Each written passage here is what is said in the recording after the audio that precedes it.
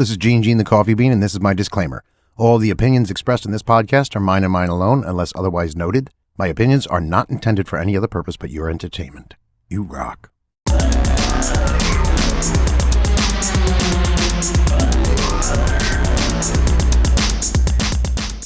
Hey there, all of you wonderful peeps. I hope you're all doing fantastic and your loved ones are as well. This is Gene the Coffee Bean. Welcome to the podcast. So there was these kids at a Catholic school that were lined up for lunch, and at the head of the table was a large pile of apples on a tray, and the nun had posted a sign on the apple tray that said, "Take only one, God is watching." So they took their apple and they moved further down the lunch line, and ultimately the kids came to a tray with a huge pile of chocolate chip cookies. One kid turns to the other and says, "Hey, we can take all the cookies we want. God is busy watching the apples." Very cute. All right, today's quote of the day. Look deep into nature, and then you will understand everything better. Einstein. You know, it's strange when you look out at the universe as a whole template. There's one thing that always stands out like a sore thumb. I mean, like more than anything. And that's that while there's a lot of chaos around us, in the universe and in our lives, there is always far more stability and balance. I mean, every day our Earth continues to corkscrew around our sun, causing the sun to rise every morning and the sun to set every evening. The gravitational pull of the moon affects our tidal conditions every day. The constellations we've come to know continue to remain fixed in the sky. And yet, here we are, hurling through the cosmos on the tail end of one arm of a rapidly spinning galaxy that is hurtling through space at a seemingly unruly speed, all while we are being pelted by countless space rocks. It's quite a vicarious circumstance we find ourselves in. Now let's put this in perspective. It's been accurately stated throughout various times in history, to basically paraphrase, that in order for a stone to maintain its placid character, it must be full of motion. This contradictory statement is actually very real. The atoms that comprise the stone must continue their quantum dance if the stone is to remain being a stone, if its stillness is to be there. All the atoms inside of it have to be in motion. So the existence we live in is filled with motion, right? And yet it's the motion itself that helps to create the stillness and balance it embodies. It's pretty amazing. Likewise, an active mind or an engaged mind creates a peaceful existence. Self-inquiry, inquiry into nature and existence are all one and the same, and are required for us to live a natural existence, where our yearning for meaning, satisfaction, and happiness are met. So when Einstein was telling us to look deeply into nature to understand everything better, he could have been telling us to look in the mirror at ourselves, because we come from nature, we are nature. But if we don't understand ourselves internally, we can always look outside of ourselves at nature to understand ourselves better, and vice versa. You know, there's no better source for learning than examining nature. It's all right there. The answers have always been right in front of us at all times. They always will be. We just can't see them yet for various reasons. So we can extrapolate so much from observing nature on the simplest level. Life-altering realizations can come about from that. So if we delve deeper and deeper into this observation, we'll be able to have a lot more of a comprehensive understanding of the whole. Now, Einstein, being a physicist, was obviously, in the quote, referring more to the study of physics than anything else, but being that he was philosophical by nature, you always have to look at both sides of what I call the Einstein coin. There's always much more to the picture than meets the eye. Now, this is not even scratching the surface. But hopefully it lights a fuse for you. It's a beautiful quote that is loaded with portals to kick down and examine. It's just a wonderful example of a rich, loaded statement spoken in the universal language of simplicity and visual conceptualism. It's just totally awesome. Okay, moving on to the other jokes of the day. I already gave you one, so here's number 2. A ship sailing past a desert island spots a man who's been stranded there for years. The captain goes ashore to rescue the poor man and immediately notices that there are 3 huts on the beach. "What's that first hut for?" the captain asks. "That's my house," the castaway responds. "What's the second hut for?" the captain asks. "Oh, that's my church," the man responds. "And the third hut?" the captain asks. "Oh, that," the castaway is visibly upset and begins to sniffle. "That's the church I used to go to." Pretty funny. Number 3. An elderly man is heading for the door with his coat in his hand when his wife asks him, "Where are you going?" He says, I'm going to the doctor," he tells her. "Why, are you sick or something?" she asks. "Oh, no, I'm going to get some of those new Viagra pills," he explains. His wife immediately gets up from her rocking chair and puts on her coat too. "Oh, well, where are you going?" he asks his wife. "I'm going to the doctor's too," she tells him. "Why?" he asks. She looks at him sternly and says, "Well, if you're going to start using that rusty old thing again, then I'm going to get myself a tetanus shot."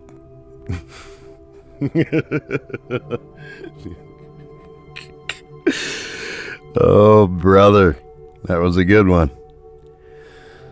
All right, you beautiful peeps. Fun facts of the day. Number 1, 23% of all photocopier breakdowns worldwide are caused by people sitting on them and photocopying their butts. What the heck is the matter with us? We're a rowdy group of people, huh? All right. Number 2. According to a study by the Economic Research Service, 27% of all food production in Western nation ends up in the garbage. Yet 1.2 billion people are underfed, and the same number of people are overweight. Where is the equity in that? That's pretty pitiful. But you know what? It's human evolution. You know, different cultures, they evolve according to how they see things, you know. Some of them see the Western world as being unevolved. There's a lot involved. Number 3. This is pretty amazing. A lot of people don't know this. The final resting place for Dr. Eugene Shoemaker is the moon. Yes, there's someone buried on the moon.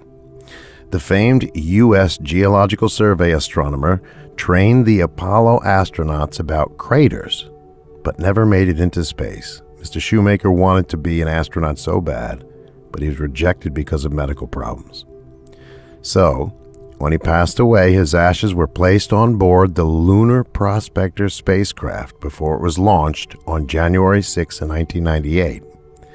NASA crashed the probe into a crater on the moon in an attempt to learn if there was water on the moon. So he was on that when it crashed into the crater. So we have this scientist, Dr. Eugene Shoemaker, was his final resting place is in a crater on the moon. It's the only person there. That's amazing. Number 4, every year about 98% of the atoms in your body are replaced. Yeah. So, I gotta ask you, are you the same person today as you were last year? And it's a mind-boggling question. How do we, you go through, so you have like 100 different bodies throughout your life if you live 100 years. That's pretty mind-blowing. Alrighty, some questions of the day. We got 3. And then the silly question of the day. Number 1, what's something you really resent paying for? You know what I really resent paying for? And I resent that all of my fellow Americans pay for? This is something that always pissed me off. Public parking meters. Listen to this. We paid for that road, street, or parking lot to be built. We pay for its upkeep. We pay people to come along and keep it clean. And we pay for those things every single year in our taxes. So now, here comes the government, the people that work for us, by the way, we're the CEOs, and they plunk down these ugly-looking metal boxes that say, "Feed me." And you can only park here for a certain period of time. So then you got to feed the thing, and if you don't feed it enough, someone comes around in a silly-looking, small, white little car and takes your money by giving you a ticket. I mean, that's the most insane proposition ever. It's just ludicrous how stupid it is. And you know what? It's totally unconstitutional. And that's cold hard fact. Number 2, what's the biggest waste of human potential? Besides the smartphone. Oh, brother. I think it is, one of the things is that in modern times, we haven't had the opportunity or the chance yet, or the time, I should say, to adjust to such a rapid fire set of new circumstances being thrown at us with our technological advancements. It's really thrown us for a loop. Every time we start to get a handle on something new, 5 new things pop up. So we don't even stand a chance at this rate. We need to slow down a bit, you know? It's really kooky. We'll get it, though. We always do, and we'll get it. It's what we're built for. Number 3, what in life is truly objective and not subjective? Okay, well, that's pretty simple. Everything in life is subjective. And that's because we are under the yoke of finitude. We're born, we grow, and we pass away. Everything in the universe has a cycle to it. So, there are rules and parameters of the physics of our universe and everything about it that we are subject to. So we are always subjective. There's no way to be truly objective. It's impossible. But what we do strive to do is be as objective as humanly possible. But that's limited. I think that about sums that one up. Okay, silly question of the day. If animals could talk, which would be the rudest? My knee-jerk reaction is the cat.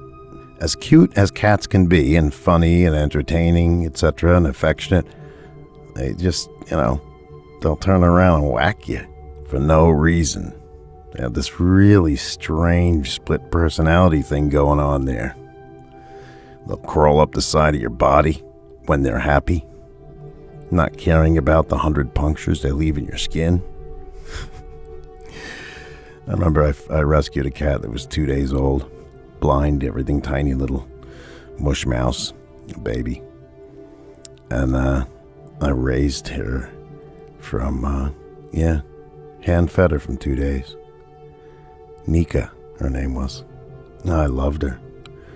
But that was the only time I had a cat, and I would never get a cat again, because I got scratched up pretty good by a bunch of cats. And including Nika scratched me up a bunch of times too, but just I couldn't take the fickle nature of the cat. But what other animal would be rude? I don't know. It's a good question though, it's funny. Okay, you beautiful people, I hope you enjoyed the podcast today, and I hope you'll be here tomorrow with me again. And There it is. I hope you have a blessed day, a wonderful day, you and your loved ones. Stay safe, stay healthy, stay happy, and always know that you rock. Peace.